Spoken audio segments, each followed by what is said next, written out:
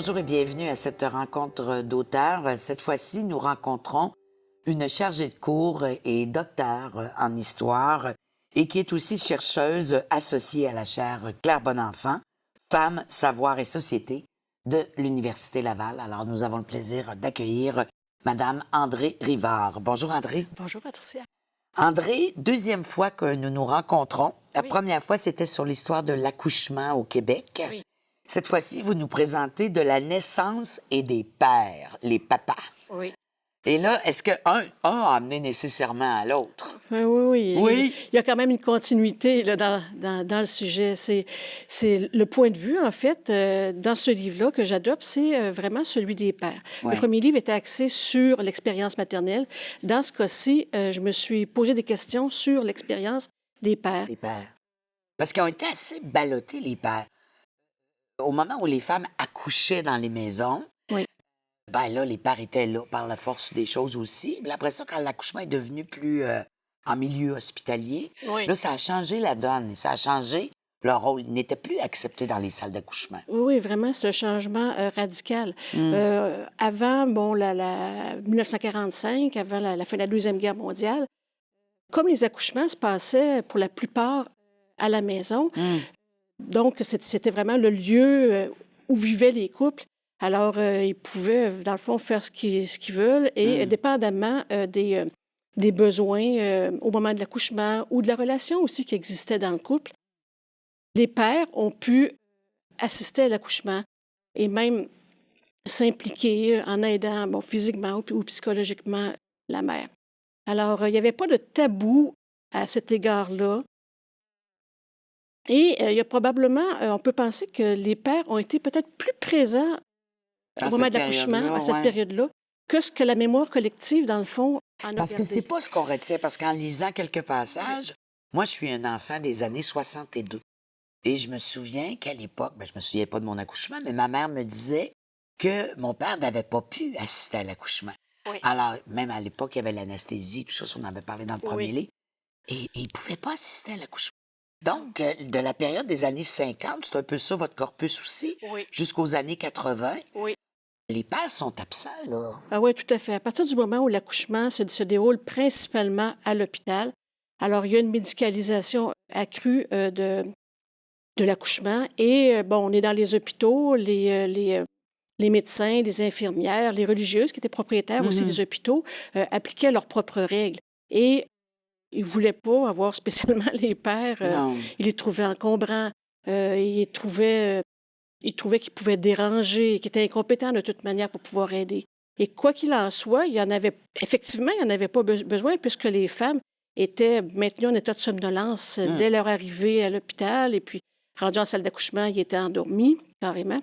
Oui, c'est ça. Alors, les pères avaient comme pas vraiment leur place. Ils se sont mis à trouver, ils ont trouvé leur place au moment où l'accouchement naturel a connu une certaine popularité. Avec la méthode Le Boyer, vous en parlez, entre autres, qui venait de la France, la méthode Le Boyer, où les femmes... Lamaze. Lamaze et Reed. Et Reed, Oui, c'est oui, ça, oui, exactement, tout à fait. excusez-moi. Oui. Où est-ce que là, vraiment, ça revenait, là, on accouchait de façon naturelle. Oui, tout à fait. Ça, en fait, il y a des couples qui ont pris ce chemin-là pour pouvoir, justement, être ensemble au moment de l'accouchement. Mais les médecins acceptaient pas beaucoup cette méthode-là. Donc, ça a été très difficile. Ça dérangeait un peu leurs habitudes. Hein? Ils s'étaient vraiment beaucoup médicalisés dans les hôpitaux. Alors, ils n'aimaient pas tellement ça.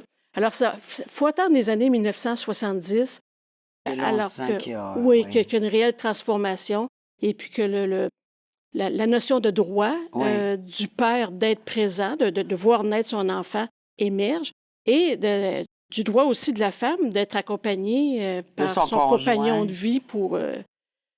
Alors donc, vous dites, c'est un peu ça, d'ailleurs, jusqu'aux années 80, aujourd'hui, on le sait bien, maintenant, les pères participent allègrement aux accouchements de leur conjointe et tout ça, mais carrément, dans votre corpus, c'était d'observer ça. Et vous mentionnez qu'il n'y avait pas tant d'études qui ont été faites aussi là-dessus. Hein?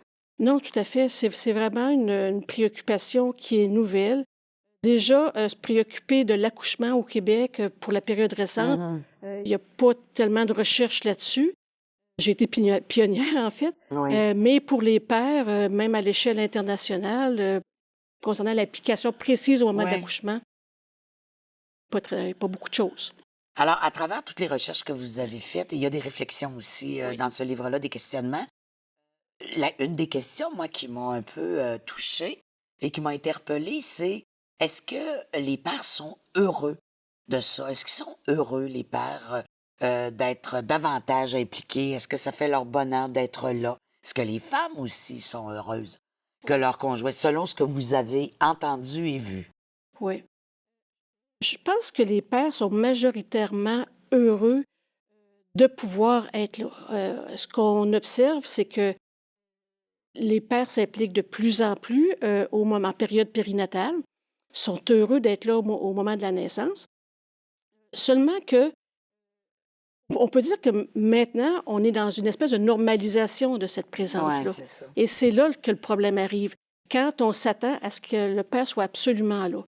C'est certain qu'il y a des femmes, et ça je l'ai entendu, qui auraient aimé que le conjoint n'y soit pas Oh, et ouais. n'osaient même pas lui dire. Et à l'inverse, des hommes qui auraient préféré ne pas y être, et même dans certaines cultures.